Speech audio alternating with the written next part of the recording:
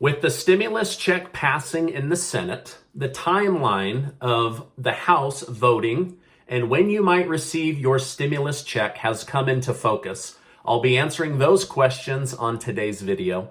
Hello and welcome to today's March 8th third stimulus check update and third stimulus package update, as well as trending news. If you're a subscribed member of my community, then welcome back. And if you're not, consider subscribing right now for all the best updates, smart money tips, and crazy stories. All right, I did want to remind you that the cash contest with 20 winners will be coming to an end soon. So make sure to check out that link below and go sign up to win my money. I wanted to say a special thank you to everybody in the community for sharing and liking my video over the weekend. You guys gave it 109,000 likes, which is one of my highest liked videos. So thank you, thank you, thank you. All right, I also want to thank the folks over at the Red Closet Shop for helping me get my amazing hats out. I'll make sure to leave a link below as well as a special coupon code so you can save 20%. All right, today I want to cover the timing of when you might receive your stimulus check and also when they will be voting on the next stimulus check package. Yes, they have to vote again, and I'll cover that. According to Democrat Majority Leader in the House of Representatives, Representative Steny Hoyer said the vote on the next stimulus check package will most likely happen sometime tomorrow, Tuesday, the 9th of March, unless something comes up. But as of right now, that is when it is scheduled to be discussed and voted on. The bill has to be sent back to the House of Representatives because of the removal of the $15 minimum wage increase. Also, cutting out 16 million American taxpayers from receiving their $1,400 stimulus check, and because of lowering the federal weekly unemployment boost from $400 down to $300 until September of 2021. Because of these and a few other changes, it has to be sent from the Senate back to the House. Whenever there's changes made, the bill that goes to a president's desk must be the same in the Senate and must be the same in the House of Representatives. So because of these changes, it added some extra days, about a week to the timeline. Now, most places I am researching believe that the vote will happen tomorrow and that the bill could end up on President Biden's desk as early as Wednesday to be signed into law.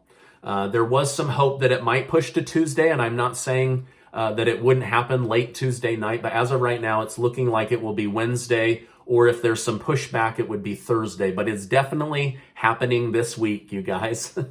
All right, now once the bill is signed into law, it will then be sent over to the Secretary of Treasury to start setting up electronic deposits into bank accounts. This will most likely happen for 50 million Americans 1 week from the time that the bill is signed into law. So if you received your electronic deposit very, very quickly last time, that will most likely be the case this time. The next 50 million Americans will receive their electronic deposit within 2 weeks of the bill being signed into law. From there, the rest will be sent out in the form of paper checks to American households. So if you received a paper check in the past, again, you'll most likely be receiving a paper check. Now, I don't know, I know this question is going to come up. I don't know whether there's going to be a portal to change your banking information or your address. So I'll have to get back to you on that. Last time there was not. So I don't want to get anybody's hopes up or give any kind of false information, but I am researching that now.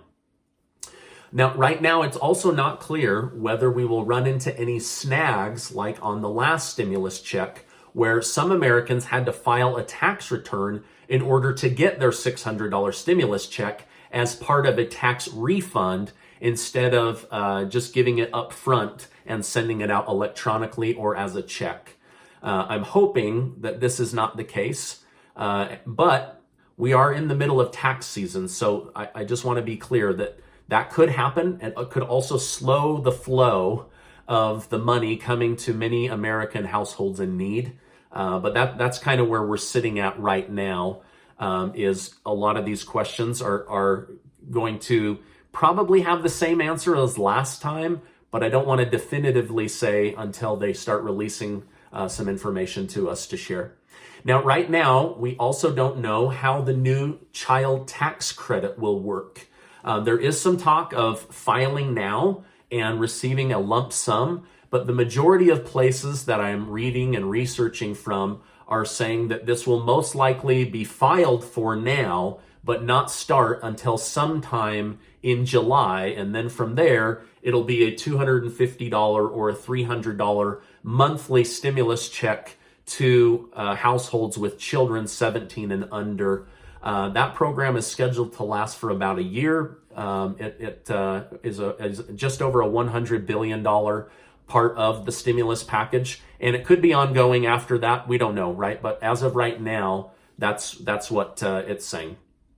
Okay, so I'll need to clarify on a starting time for the child tax credit, and I will make sure to get back to you. Now, there has been some pushback on this newly passed stimulus bill. It was discovered that prisoners will receive $1,400 stimulus checks, while at the same time, President Biden cut 16 million American taxpayers out of receiving a promised stimulus check.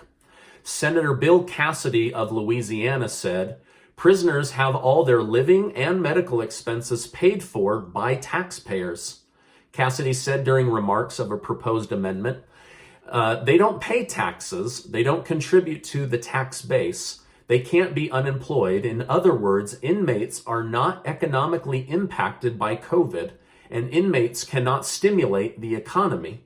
But under this bill, Democrats are giving prisoners, again, sometimes incarcerated for heinous crimes, a $1,400 stimulus check. Now, Senator Dick Durbin of Illinois fired back and said that this money will most likely go to the families of prisoners and not to the prison or the prisoners directly. So he basically, that was his rebuttal for why people in prison are receiving checks before tax-paying Americans. So, okay, President Biden over the weekend signed an executive order to expand voting. Biden wants prisoners to have the right to vote for an American president going forward. Traditionally, if you are in prison, you don't have the right to vote. President Biden says that people in prison should have the right to vote. Also, the House of Representatives passed a new bill that would create more universal election voting rules. Democrats say it needs to be made easier for people to vote for a president. However, nearly every Republican is saying this would lead to massive issues that would be hard to monitor or control and give too many voting days instead of just one voting day. The bill also seeks to make Election Day a holiday so people can have time off to go vote for a president. The bill needs to get 60 votes in the Senate in order to pass. It is not believed, it's basically believed that it will go to die, but this was passed in the House of Representatives. This is my update for today. I will continue to bring you information about timelines, updates, portals, all of that information. Now, before you go, make sure to check out that cash contest giveaway. It is ending soon. I look forward to giving the 20 winners their money. Also, make sure to check out the Red Closet Shop, where you can check out my amazing hat. And if you use the coupon code STEPHEN, STEPHEN, you get 20% off of your order. Now, before you go, I just wish to remind you that you are amazing.